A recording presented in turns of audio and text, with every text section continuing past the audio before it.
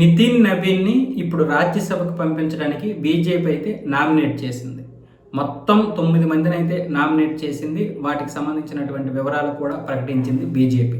నితిన్ నబీన్ గారు మొన్న జనవరిలోనే జాతీయ అధ్యక్షుడిగా కూడా ప్రమాణ స్వీకారం చేశారు. బీహార్ నుంచి పార్టీ అధ్యక్షుడి స్థాయికి ఎదిగినటువంటి మొట్టమొదటి నేత కూడా ఈయనే. ఈ 46 ఏళ్ల నితిన్ నబీన్ 4వసారి బకింపురా నుంచి ఎమ్మెల్యేగా గెలుపొందాడు బీహార్లో.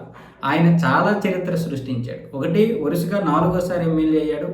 2, బీహార్ నుంచి పార్టీ అధ్యక్షుడిగా వచ్చినటువంటి మొట్టమొదటి నేత.